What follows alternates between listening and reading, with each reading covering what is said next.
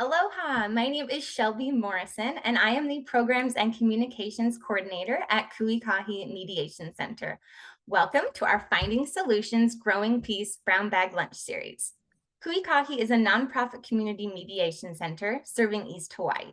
We were founded in 1983 as a program of the island of Hawaii's YMCA, and in 2006, we became our own independent nonprofit. We empower people to come together, to talk and to listen, to explore options, and to find their own best solutions. To achieve this mission, we offer mediation, facilitation, and trainings like this one to strengthen the ability of diverse individuals and groups to resolve interpersonal conflicts and community issues. Our Brown Bag Lunch series is held every third Thursday at 12 noon on Zoom, and you do need to register for those on Eventbrite each time with that link. Our next brown bag will be next month on May 15th, and this will be with Jose Barzola on the topic Cultivating Peace Building, Building Compassion and Empathy in Our Communities.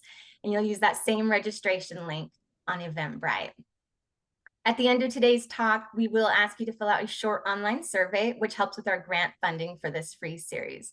So when I put that survey link in the chat, please just take a moment to give us your thoughts at the end of today's webinar. We'll also send that email out later, and that will also have the video link and survey. Okay, so without further ado, let me introduce our topic, how to heal from stress. And our speaker is Ms. Jessica Hallahan, who received her Master of Public Health at Westchester University. She is a stress management health educator and speaker who owns Journey to Yourself. Through her career and education, she realized that we all have a common issue. Everyone at some point or another struggles with handling stress. Throughout her life journey, Hallahan created Journey to Yourself, where she focuses on giving individuals permission to prioritize themselves.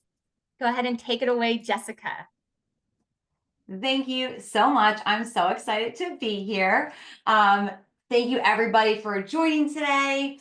I am not from Hawaii, so don't let any of this sun fool you. This is actually from Philadelphia, so it's actually freezing outside compared to your wonderful warm weather. So let's get started. My name is Jessica Hallahan, and my business is called Journey to Yourself, where I educate others about stress management, burnout prevention, and a lot of the habits that you'll hear today are, like she said, prioritizing. So that's your time management, that's your boundaries, that's your habits and your hobbies. And we'll talk a lot about communication as well, especially when it comes to talking to yourself and even talking to others.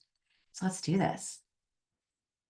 Things you'll really be focusing on today specifically. What is stress? This is a word that we say all the time. So what the heck does it even mean? And some of the habits we're going to get into today. We'll talk about communication, acceptance, your environment, mindfulness, self-love.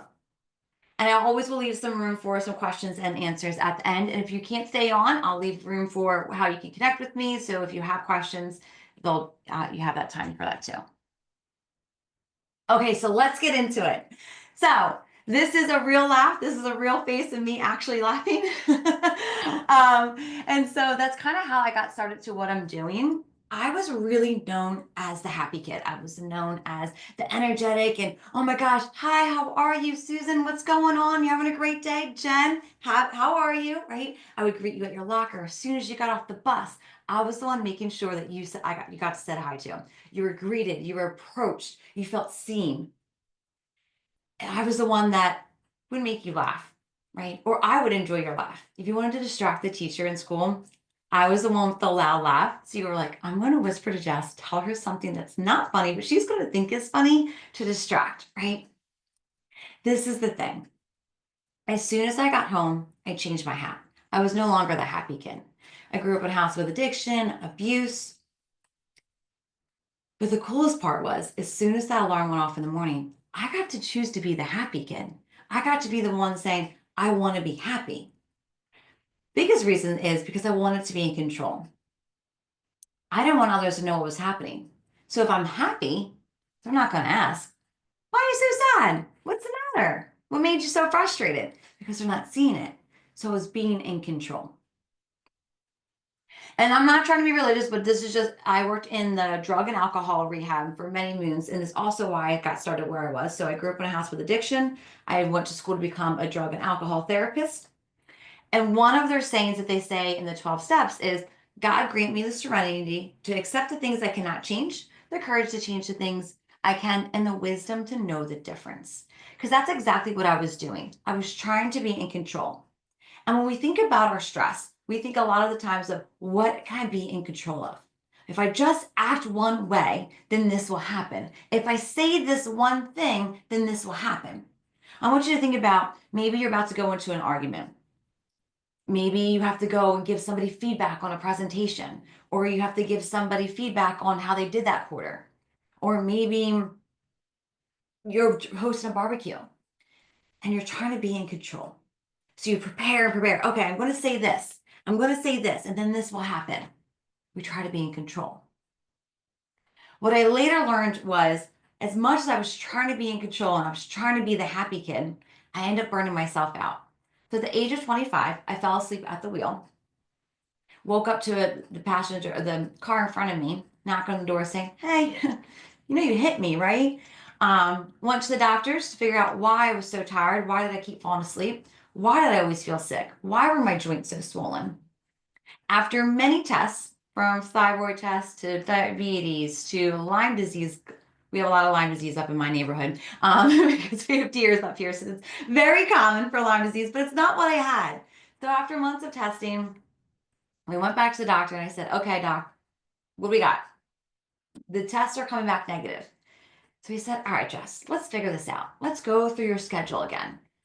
And I said, okay, wake up in the morning, let the dogs out. I work full time. At night, I work part time as a bartender. So I probably get home around like 3 o'clock in the morning. Then I go back to the job in the morning at 7 a.m. If I'm not working at night, I have grad school. So then I go to grad school. I work out. I have the gym membership for the weekends. I also work and volunteer on the weekends.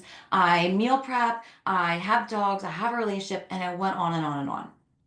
He goes, oh, that's it. You burnt yourself out. I said, no, no, no, no. I don't have kids. I don't have this. I'm not running this $500,000 company. I'm only 24. I don't even have a career. What do you mean I burnt myself out? So I went on a mission to figure out what this is. If somebody so young can burn themselves out and get them sick, I can only imagine what moms are doing, what dads are doing, what CEOs are doing, with the person saying, okay, I'm just going to live through this situation until I pay off this debt. My life's only going to be this way until we do this to ourselves, right? Okay. So let's get into it. What is stress? What is stress? This is a great time. If you want to add to the chat box, please feel free. I'm here. I can read too. We can do a little bit of both. We can make it interactive, but don't feel pressured. This time is for you, especially if you're listening later. Okay. So I want you to think about it. Think about if you have kids, right? Maybe fifth graders, sixth graders, and you come home tonight and you sit at the dinner table and they go, oh, you know what? I have a project that's due tomorrow. And you have to tell them, and they say, I have to define the word stress. You say it all the time. You say, I stress you out. You say, work stresses you out. Mom stresses you out. What does the word even mean? So I really want you to think about it. If you had to explain to your child, whether they're in fifth grade, sixth grade, or even younger, how would you define that word stress? It's a common word we use all the time. How are we defining that word? Oh, we have an answer in the chat box. It says a spiritual depletion. That's like a giving up feeling, right? I'm depleted. I'm giving up. I don't want you anymore. That's a feeling we all can relate to, right? So truly thinking about like, what does that mean? What does it mean? Right? That's stuck, unable to figure things out. It's truly a feeling. I just feel like when I say I feel stressed, you automatically go, I know what that means. Right? You know what that means. That overwhelming feeling, those racing thoughts feeling, the not being in control, right? These are all ways we define the word stress. So when I was working at the drug and alcohol rehab, we actually did a group called stress management. And we define the word as, oh, fight and flight, that's a big one too. We define the word as stress is a reaction to change. Stress is a reaction to change. So think about that. Every time something different happens, I'm going to have a reaction. I'm going to have a reaction every time something different happens. Meaning, every day I'm going to react. I'm going to react every single day because no 2 days are alike. They're not identical. Today is Thursday. Tomorrow's Friday. There's some similarities, right? I get up around the same time. Maybe I'm in the office today. Maybe I'm working from home today. Tonight, I cook dinner. Tomorrow maybe we order pizza, right? So there's similarities, but they're different. So every time something different happens, I'm going to react 3 ways. First, my body, which is physically, your emotions, and then through behavior. So again, use the chat box. Don't feel like you have to, but just truly think about yourself for a second. When you are stressed out, what are some of those physical reactions you have? Just your physical, just thinking about your body. When you get so overwhelmed, when you get so stressed, when you feel that fight and flight coming, what are some body reactions happening? I'll tell you one of my favorites while you think about some as your own. For my body, my eye twitches. It's just like a butterfly twitch. It just flippers away. It's like, okay, Jess, you need to regroup. You need to refocus. It just flippers away. You also have some high blood pressure, and you feel that. Whether you see it on someone's face when they get really red, or the hands sweaty. We get a lot of stomach aches, and this one's a big one because we can kind of overlook the stomach issues. I know we're being more mindful these days, especially with the gut issues. It's very connected to stress. So thinking about your stomach, you go to the bathroom more, you go to the bathroom less. So being very mindful of what your stomach is doing is a big thing too. That means you also get sick, that maybe that nausea. These are all those reactions to stress, right? Another good one when it comes to your physical health is dry skin, eczema, psoriasis. Remember that when we react to stress, we're creating a stress hormone that causing inflammation. So when I have dry skin, I start to have a little more itchy up here in the psoriasis. These might be signs I'm being stressed out. Sticking with that inflammation, think about a latest surgery. Think about maybe you had a surgery on your wrist from carpal tunnel. Maybe you had a shoulder injury or some good ones are your knees. These good old knees, they get us, man. They get us, right? So we have some knee surgeries. And maybe the surgery was 10 years ago, 5 years ago. And you're hustling, you're doing you're doing your job, and all of a sudden you're going, oh my God, why does my knee hurt? Why does my wrist hurt? And you're, oh, I had a surgery there 5, 10 years ago. Remember, inflammation be causing some of that pain. So again, just starting to think about when your body's going, hey, hello, we're stressed here. Just want to let you know. But we don't. We ignore this. We ignore the headaches, the migraines, the back tension, the stomach aches. I'm strong. I can go to work with a migraine. It's fine. I can do it. Stomach ache. Everything's on Zoom today. No big deal. Doesn't worry. I can wear sweatpants. They won't even know. We do it. We push through. We're resilient, right? We've got this. So you have your physical. So we typically ignore our physical signs. Then we have our emotions. So again, chat box, please use away. Think about some of those emotions you have. That's your thoughts, that's your feelings, just your emotions that you have when you start to feel stressed, when you start to feel that overwhelming feeling. A big one is annoyance. Remember, I told you that I'm that happy person. But when I get stressed, man, I get irritable. Do they always chew like that? Is that how you always snore? I don't think so. I think that's a new habit. You need to go sleep on the couch, right? There's annoyances start to add up. Frustration, right? You're sitting, I don't know about Hawaii traffic, but I know Philly traffic is quite annoying. So Hawaii traffic, you're like, oh my gosh, is everybody a slow driver today? That frustration, anxiety, anxiety starts to go up, right? You're sitting there, you start to overthink. Did I put a comma in that email? I think I did. No, I didn't. Did I attach the PDF? I think I attached the PDF. No, I didn't. I didn't. I should go back and send another follow-up email, even though I know they're so busy. But you know what? What's another follow-up email? And that's what we start to do. We start to feel overwhelmed, anxious, annoyed, anger. Remember, I told you when I was working at the drug and alcohol rehab, I was actually teaching anger management. I wasn't teaching stress management. They walked in thinking it was stress management, but it was actually anger management, right? Worry. Oh, worriers. We're huge worriers. The what ifs, the favorite saying. But like, what if? What if this happens? What if this goes wrong? Right? We start to do the what ifs.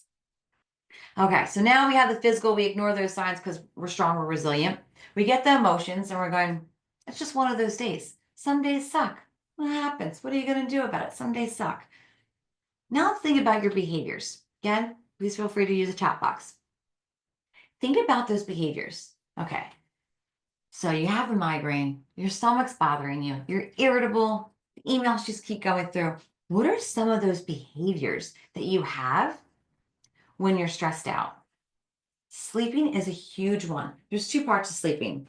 There's the one where I can't sleep because my brain won't turn off, right? Or I'm sleeping and waking up, sleeping and waking up, sleeping and waking up. Or it's my favorite one. You're so exhausted, but you can't fall asleep. And now you're just yelling at yourself like, you're tired, go to sleep, go to sleep. You're tired, go to sleep, right?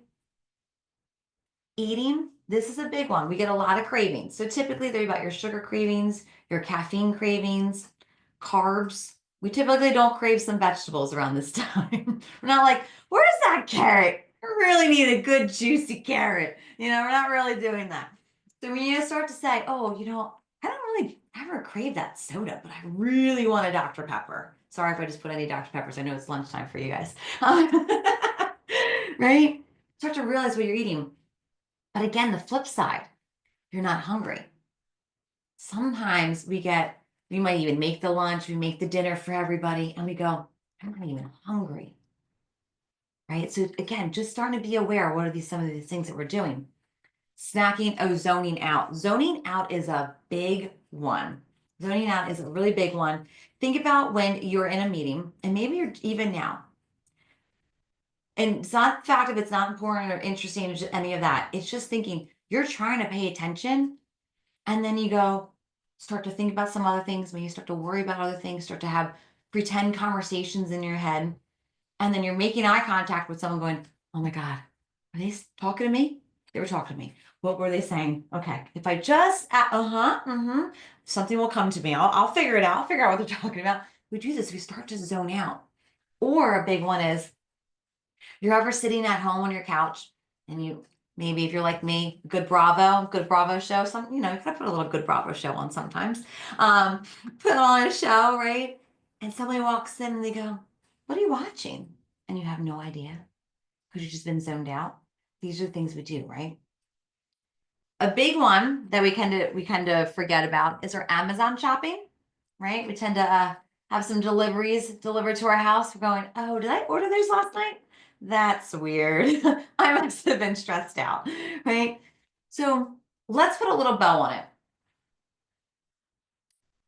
I want you to think about this. Tomorrow morning, you wake up, you go put the K-cup in the coffee maker. Maybe you check an email or two. You let the dog out. You start to get the kids ready. And you walk into the kitchen. You're smelling the coffee. You're like, yes, it's going to be a good day. It's Friday. It's going to be a great day. We have good plans this weekend. So you grab the coffee mug. You go to the fridge. You reach for the creamer. There's no creamer. There's no creamer. So you're like, okay, Jess, well, it's just creamer. Okay. I'm like, I hear you. I hear you. It's just creamer. You're right. So you're going to have a physical reaction. You know that one that's like a, it's just, oh, that's annoying. So you got one of those. Then we have our emotional reaction. If I wasn't so lazy, I would remember the creamer last night. If I wasn't so stupid, I would remember the creamer last night. Or some of our favorites. He never listens to me. He is always too busy doing something for somebody else. Why couldn't he just get the creamer? Now we have our behavior. Slam the fridge, throw the coffee into the sink. I'm not drinking like that. We're going to the coffee shop down the street. Kids, come on, we're going to the coffee shop. I get to pick the donuts. No, I picked the donuts last time. Just get in the car. You get them in the car. You sit through the traffic. You sit through the drive-through. You sit through the traffic again. You sit through the drop-off, drop the kids off. Then you go back in the car to sit through the traffic, to go drive to the office. Still haven't touched your coffee, by the way. So get to the office. Put the coffee next to you, which is now on this side of the desk because you don't have time for this right now. And you open your email, and Emily emailed you about an answer that you already answered her about. If she just scrolled through the email and saw the answer, she would know. Okay, guys, it's only 8 a.m. It was just coffee. It was just the drop-off line. It was just traffic. It was just poor Emily. Just leave Emily alone. She was just asking a question, right? That's about 4 stressors at 8 a.m. On average, we react to stress about 50 times a day. We're only at 8 a.m., right? So think about this. For the creamer, physical, emotional behavior. For the traffic, physical, emotional behavior. For the drop-off line, physical, emotional behavior. What you don't hear me saying is breathe, take a break, check in. You don't see that on the circle. It's just the next one, the next thing, the next thing, the next thing. And this is what we do. We started off this presentation with being what we have to be in control of. My check-ins and these habits that we're about to go into are the things that I have control of. Okay? We need to remember what we actually have control of. I can't control Emily asking more questions. We can work on that later. It's a different story. But I need to focus on what I can be in control of. So, for the rest of your time of you listening to me, I'm going to give you 5 habits. Now remember, stress is a reaction to change. Even though it's a good change, you're still going to have a reaction. So you're going to take all the notes, you're going to do all your things, but you're only going to pick one. Just one. Put it in your front pocket, and everything else is going to go in the toolbox. We all have a good toolbox. You need a screwdriver one day, a hammer another day. So we're just going to put it in the toolbox. We all have that one favorite tool that just like hangs with us, okay? So that's what we're going to do. Okay. So your first habit is communication. So I really want you to think about this. How many of us have had stressful situations because of miscommunication? All of us better be raising our hand. I read the text. I read the text incorrectly because there was a tone, right? What I heard you say was, that's not what I said, right? These are the things we do. We have miscommunication. And at the workplace, 80% of our stress is caused by miscommunication. Think about that for a little bit. Miscommunication causes up to 80%, I think a little bit more, of our stress. So this is the big one, right? So let's get into it. I'm going to give you 3 words I want you to avoid. Easier said than done. So I'll let you know these are easy, but they're easier said than done. Okay. First word, always. Second, never. Third, but. Always and never. We'll start with those guys. Always and never. Think about this. We've all been here before. I'm doing the dishes. My husband walks in. Hey, hon, how was your day? You never listen to me. You're always too busy doing something for somebody else. Why can't you just help around the house? Think about what that's going to do to him for a second.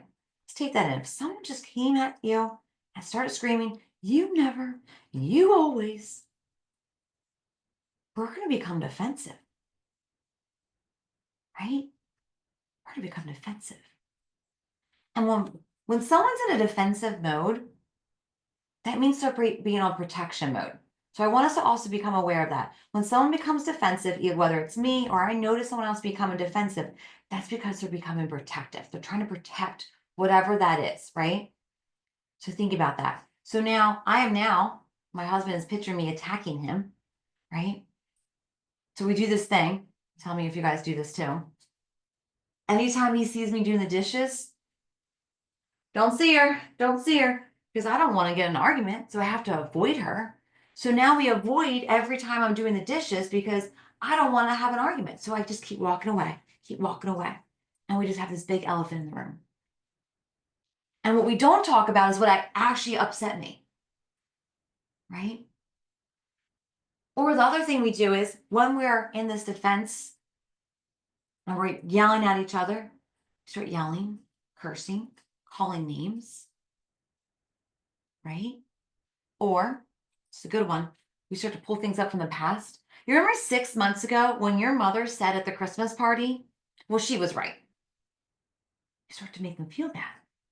And again, we're still not talking about the actual problem. We're avoiding. So we want to avoid the words always and never. So let's do this again. I'm in my kitchen, I'm doing the dishes. Husband walks in. Hey, how was your day? On Tuesday nights, I work late. Can you have frozen pizza in and the kids' pajamas on? Yeah.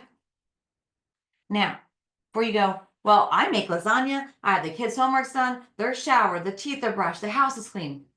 I hear you. I don't want you're not being discredited by any way. When I'm asking somebody to do something different, stress is a reaction to change, right? So we're helping build habits by me going, if there was one thing that I could ask him to do on Tuesday nights, what would it be? I just need those kids fed. There's vegetables on pizza. We'll figure it out later. They'll be fine, right? So think about that one thing I need them to know or I need help with in that moment. You can build on later. We can't solve world peace in one night. So just think about that one thing. So it's avoiding the words always and never, thinking about that one thing. I like to add the word but on here because we tend to use it when we shouldn't. You're in your quarterly review. Oh, you know what? Darlene, you are amazing. You did so great. Oh my God, you killed the sales. You were on top of it.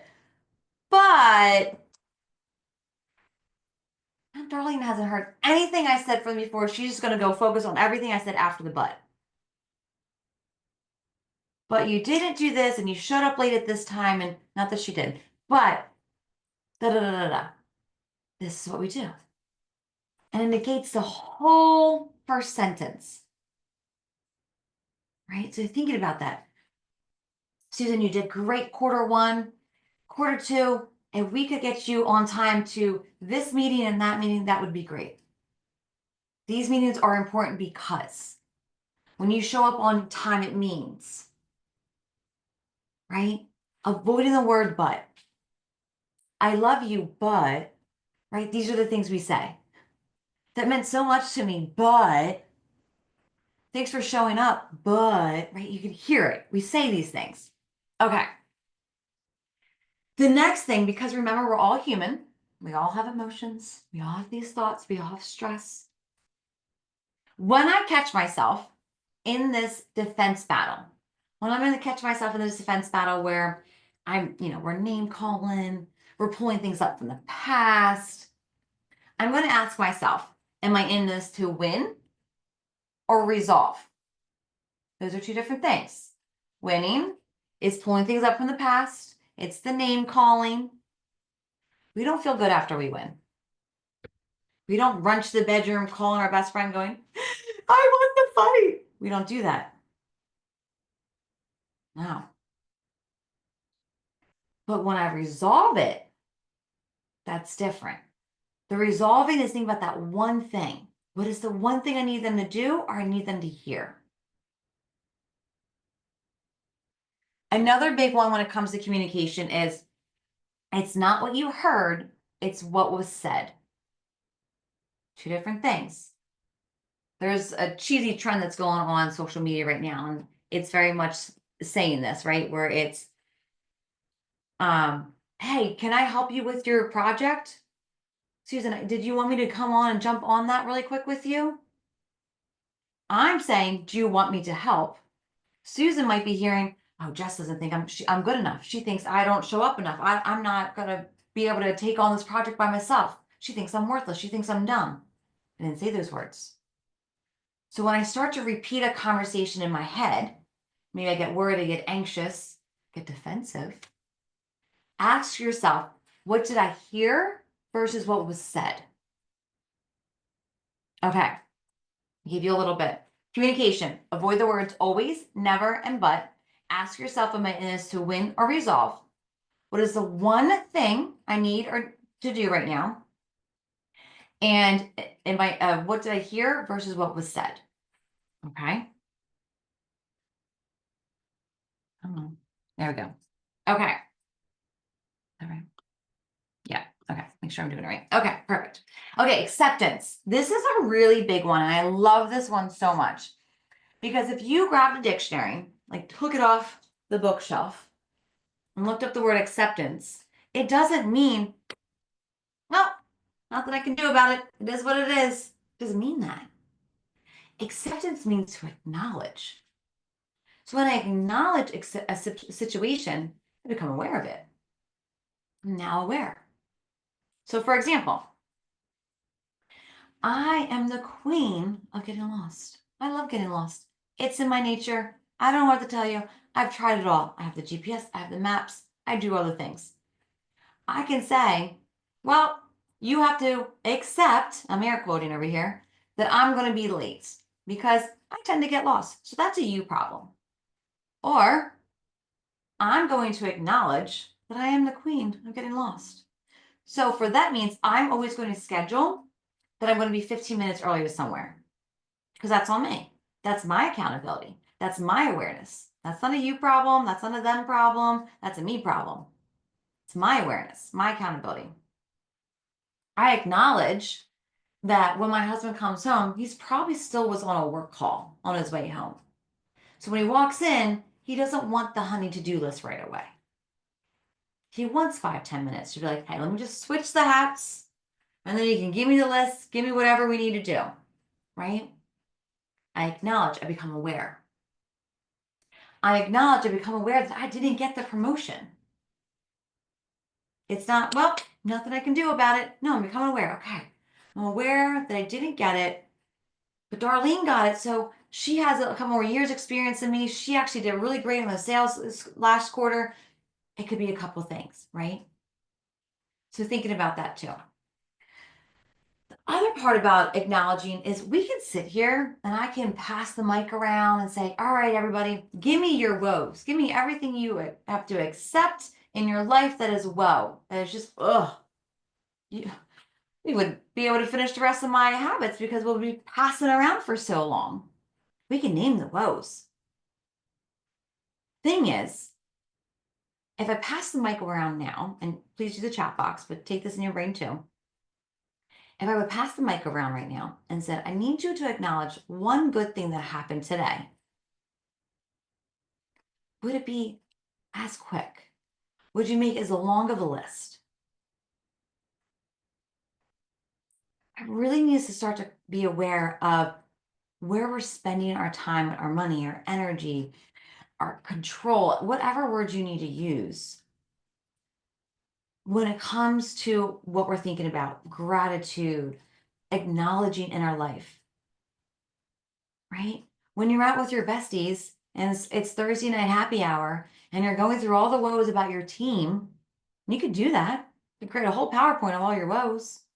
Poor Emily's probably like, oh, still waiting for the email response, right? Or we sit there and talk about all the good. We can find the good. We can talk about the good. So think about this for a second. I want to give you guys all a minute, well, seconds, about what are some of the goods that are happening just today. Did someone open the door for you? Did someone pay for your coffee? Did you get the front row parking spot? Did you get the proposal? Did they sign the contract? Was your coffee hot this morning? Did it have creamer? Right? It doesn't have to be these big, grand things. And sometimes we look for the big, grand things, and it's not all the time. We want to focus on the small ones. Okay. So acceptance, it means to acknowledge, become aware. Yes, I'm taking accountability of what I need to work on. If anyone has any ideas of how not to get lost anymore, please send them my way. Also acknowledging the goods in our life, right? What are the goods? Okay. Environment. This is a little big one, so stick with me for a second. Your environment is who and what is in your environment. So let's stick with the who. I want you to think of that person that when you got the promotion, when you sold the biggest deal this quarter, when you got picked to go to be on the presentation, to give that keynote presentation, who was that first person you called? You said, oh, I cannot wait to call blank, right? You're just so excited. You know, they would be screaming your name like, oh my God, you're amazing. Yes, let's go celebrate. Now I want you to think about if it was reversed. If you didn't get that promotion, if they didn't sign the contract, if you didn't get that presentation, would you call the same person? And I need them to be the same. I need the person that's going to be your biggest cheerleader be there also for you when you're low. And there's a couple of reasons. Cheesy one, but it works. If you can't have me at my lowest, you can't have me at the best. Right?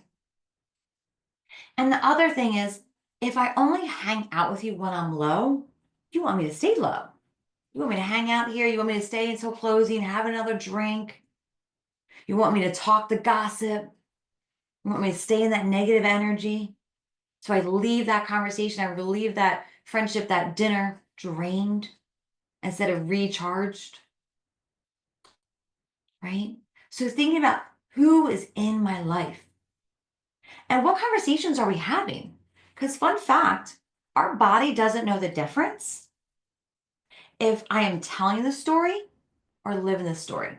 And think about this. When I get angry, you ever have it, you get so mad, you're shaking, you're on the phone with your bestie, and you're like, I can't tell you what they did at work today. I can't even tell you they showed up late. The PowerPoint wasn't working. And you start to feel your face get red. You're like, I'm so mad, I can feel myself shaking again. Well, yeah, because your body doesn't know the difference. It thinks it's reliving the stress. Guess whose control that is? That's ours. How I retell the story is on me, right? So think about how I'm retelling that story. And do I have to? Is it just gossip? Or is it, hey, this is how I saw the presentation go down. It didn't seem like they enjoyed it. What do you think from this situation? Is it a feedback scenario? Because that's different, right? So who is in your environment? The next is what. So I have a little cheesy story. When I was working at the drug and alcohol rehab, I was had a mentor there named Miss Kathy. And she was so organized. I mean, everything was color coordinated. It was numbered. It was anybody off the street could have walked in and goes, I know exactly what lesson. I know exactly what patients are coming today. It was so organized. Now, if you have an office like that, perfect. I'm not asking you to. What I am saying is, I want you to think about this, is on her desk, on the top right, she had a coin jar. And, for the vending machine, things like that. On the bottom left of her desk, she had a penny. And again, she's so organized. So I was so confused on why this penny was hanging out over here. The janitor would come in every night, clean the desk, never moved it. So finally I said, Miss Kathy, why is there a penny here? Why is it not, this doesn't make sense. Everything's organized. So she tells me this story. She tells me about how her sister was dying of cancer. And her sister says, you're not going to miss me. I'm going to be here. If you need me, just look for a penny. That'll be my sign that I'm with you. So time goes on. She has to say her goodbye. Sister passes away. She goes into the lobby of the hospital, sits on the bench. What do you think was on the bench? The penny, right? And she brought it to work with her because where do we spend most of our time? At work. And we work so we can be with our family, so we can travel, so we can make these memories. There are days where we go, why am I doing this? Why am I pushing so hard? So I really want you to think about your environment. It doesn't have to be that kind of a story, but just think about your desk. Maybe it's your desk at home. Maybe it's in your car. Maybe it's your nightstand. Think about your spot, your area. Is there something in your spot, your area that goes, I'm okay. This is my area. I'm safe. I'm doing the right thing. I have support. I have cheerleaders. This could be pictures. It could be that seashell that your niece, your daughter, your son picked up from the beach. And it was your best beach trip. It could be art. It could be something that got passed down to you. There's so many different things. But just thinking about, again, your environment and what it brings to you. I have a sign on my wall over here. It says enjoy the journey. And it's probably about this big of a sign. And I got it from one of my friends when we were going through a little town, artsy town, and we were looking at things. And I was going through a hard time in my life. And I said, oh, that really just hits home for me right now. Right. And a couple weeks later, her and I grabbed lunch and she picked up that sign. And so it sits with me because it remembers of her friendship, but it also reminds me of the journey. So again, just think about your environment. Who's in your environment? And what is in your environment? Okay, mindfulness. Thinking about earlier when I said, okay, how would you define the word stress to a child, to a fifth grader, a sixth grader? I want you to think about this word mindfulness because it's another popular word. We hear it, we have hashtag mindfulness habits. What are all the mindfulness things you can do today? Mindful, mindful, mindful, right? What does it actually mean? Another word we just put in a sentence. So think for a second, take it in. How would you define the word mindfulness?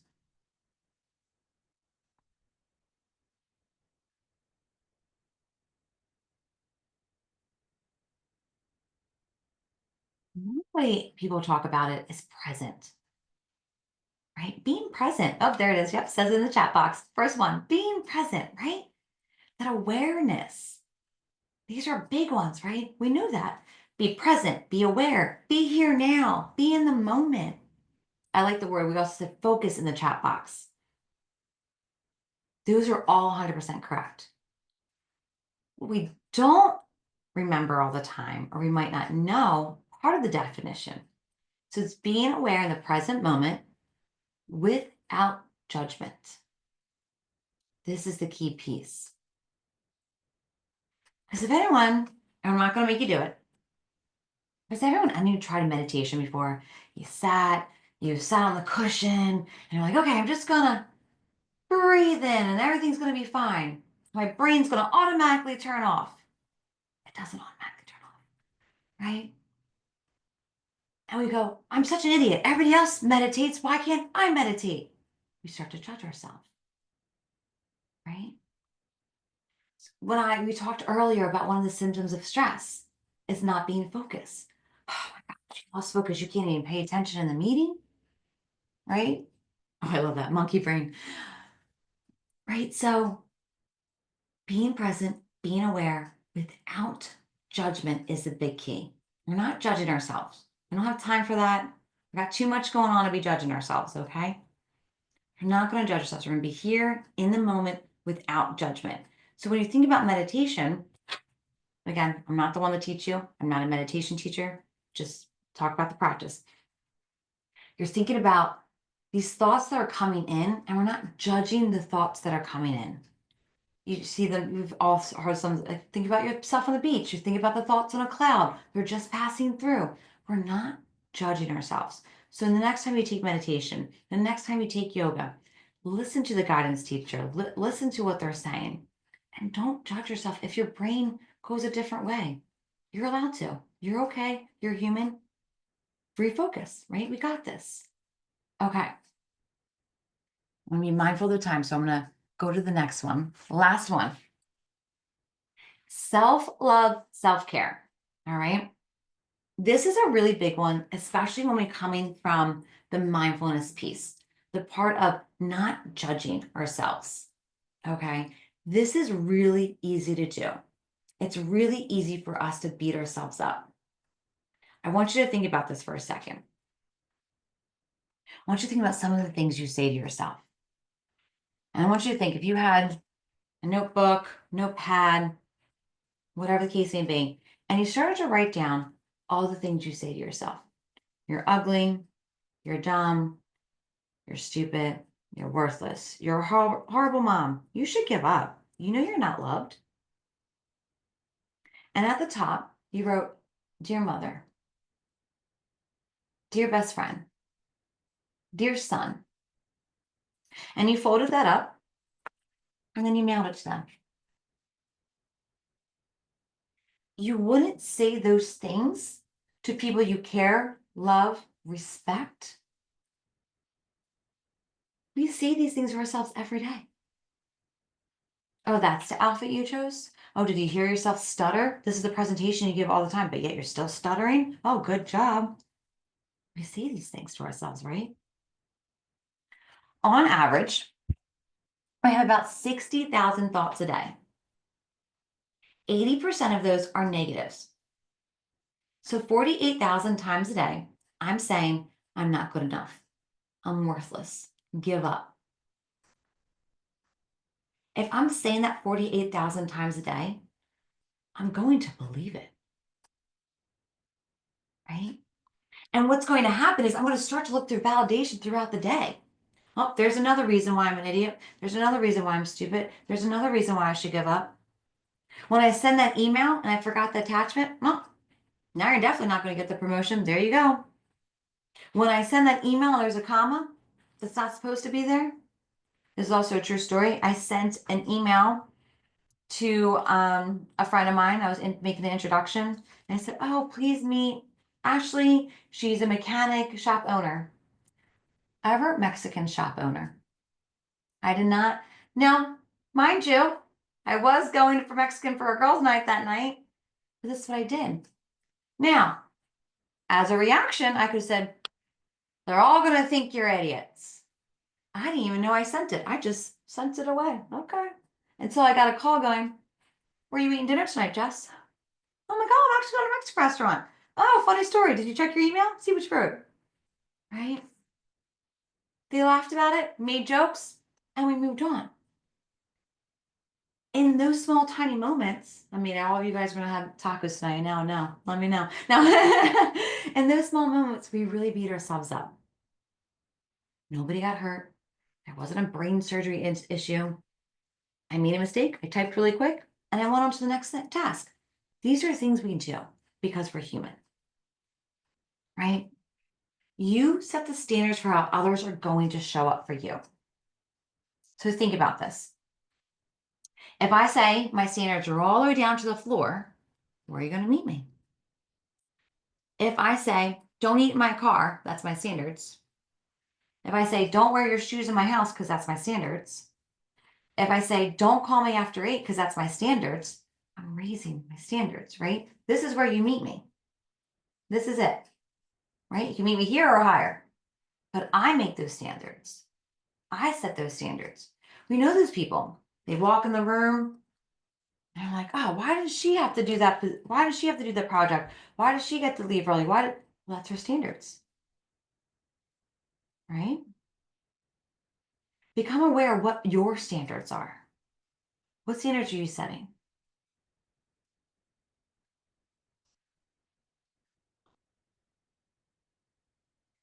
This is one of my favorite sayings that I say a lot.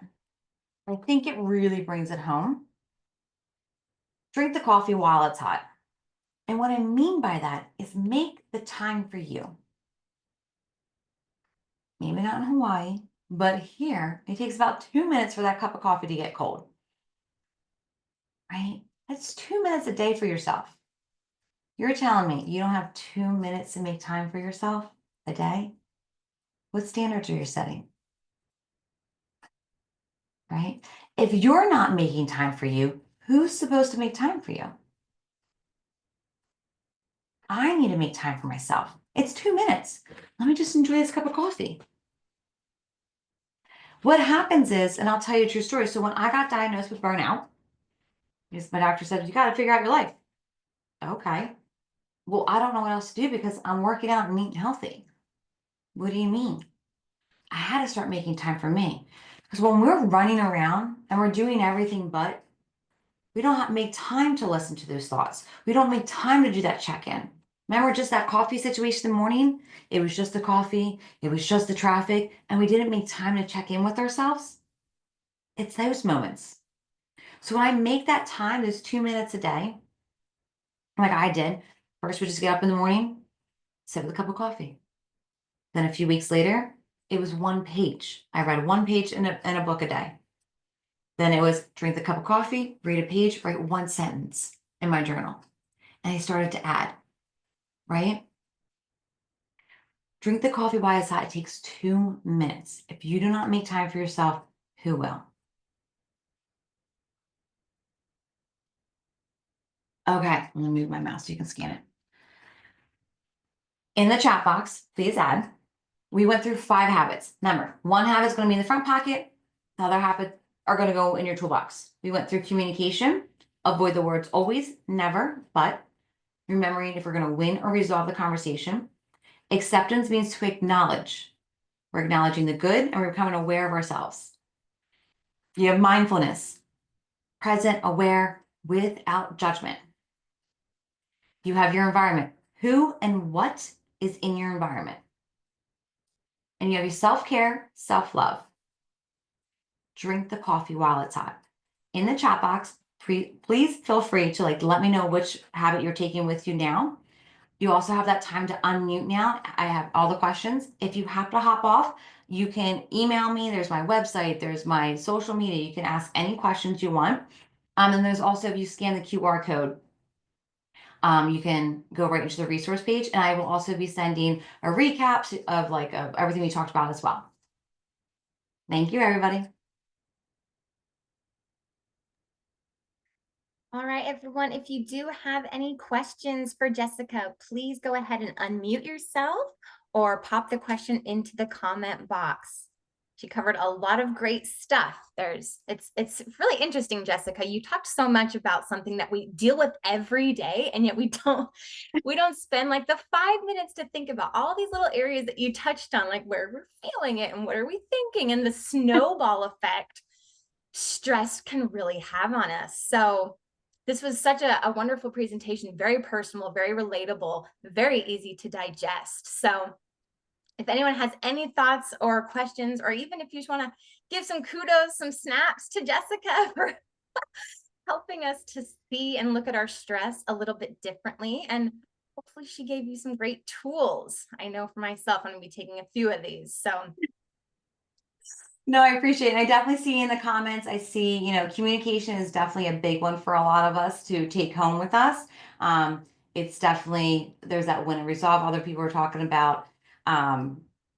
You have, communication for me as well. I think there was another one.